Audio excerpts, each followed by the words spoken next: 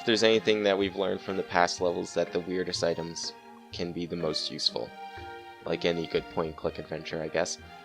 And something familiar up here that some people may recognize from an earlier level. So, we have 2 items now. This leads to the most confusing bit of this stage. I think, anyways. This wheel is for this cannon. Oops. And click on the cannon. And we can use these bowls as cannonballs. Aim it up once. Press the button. I don't know why you need to do that.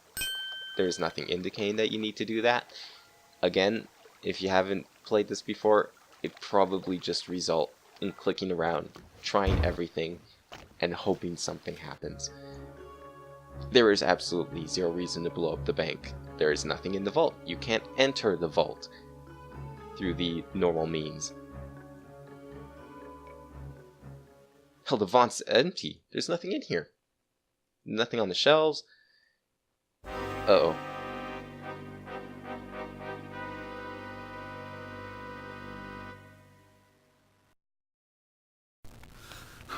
There's been a robbery, and for your own safety, you're going to have to vacate the... Wait a minute.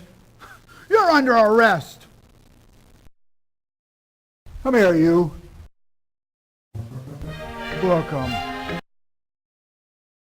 Can you please put your fingerprint here? Only one fingerprint? What if I didn't use that finger?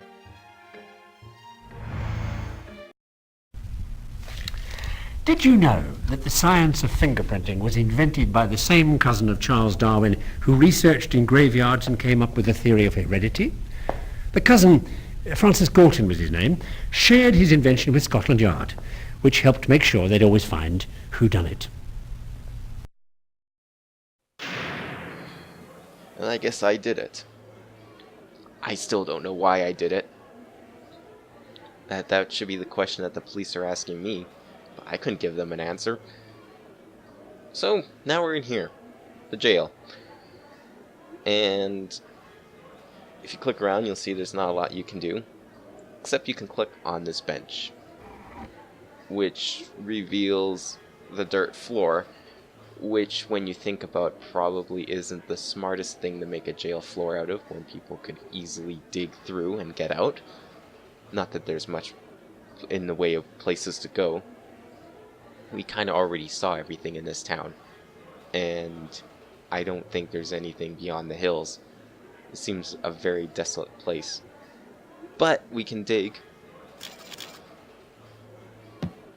and find a bone.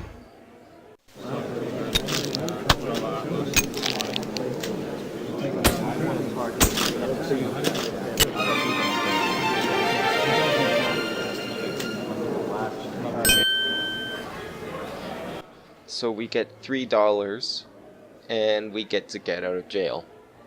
I'm not sure I totally agree with the legal system in this town. It seems kind of questionable. However, I guess getting out of jail is probably a good thing. Can't save the world if we're stuck in jail after all. So, $3. Now, I'm not sure what we could do with $3. What could we get for $3? You're back. $2.99 gets you a super duper doggy, fries, and a large drink of your choice. Huh. Well, what a coincidence. You could buy a hot dog. Your doggy's coming right up. Here's your change.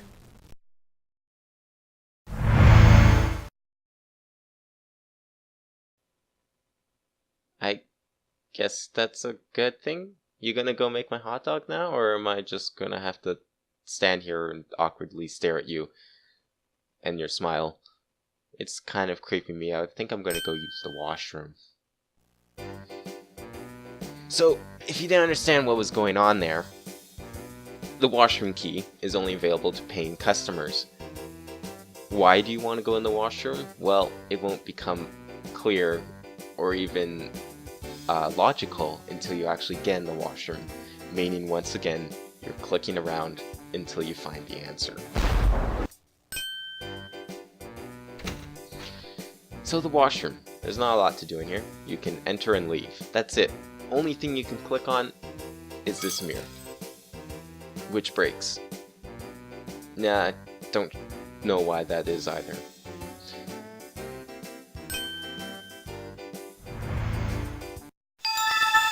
Mirrors had a problem with distortion until the 18th century when a Frenchman invented smooth plate glass. That connects to James Hadley, who used the better mirror to invent the sextant. And what Hadley did for horizontal measurement relates to that fossil hunter Saussure's calculation of the height of Mont Blanc. These are links in a chain that starts with a copper penny and ends with a fingerprint. Well, that's the web for you. So he said something about a sextant.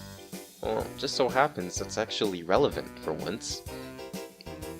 This mirror is required back on the boat. Which, again, there's no reason to go back on the boat. See, with the last level at least, you know, you had kind of a goal. You saw that the mine was blocked off. You'd want to get into the mine. So you go and you explore a bit. You find out the only place you can really do things in is the saloon. So you go in there and you get your map from the guy at the bar, and then you play cards. And it all kind of works out and makes sense. Here, it's like nothing really makes sense. You get the balls, then you go to the bank, and you get the safety deposit box, but only after you get this certificate that you don't even know is a certificate. Like, you're only doing things for the sake of doing them as a game, and they don't really make a lot of logical sense. From what I remember, the next two levels, which levels 4 and 5, which I think are the last two of the game, they make a lot more sense and are a little more logical, at least in terms of progression. They make even less sense overall, and you'll see why when we get there. So, we can pick up the sextant that was in the boat, and if we look out here, it's night. Well, sextants are used for measuring the stars, so I guess we'll try using it. Turns out it's half broken, so that's why we have the mirror. Now, what we need to do is, you have to know how a sextant works, actually. And I don't think the video down here really explains it very well, so you just kind of have to know. I don't know why anyone in 1995 would know how a sextant works if they're playing this game. But what you need to do is you line this star up with the horizon, back out, measure the angle, which in this case is 50, and you match it to this dial here. Now, as soon as I turn back, the game ends. So I'm going to save here, so I don't have to do the level again. And then we can set sail. Oh, well, that was embarrassing. Let's try that again, shall we? Now we can set sail. Lovely night for a cruise. Quite peaceful for a change. Maybe because he's not around. You know, the one who's causing all this trouble with the web. Thanks to you, we appear to have got rid of him. It looks like smooth sailing from here out. Or did I speak too soon?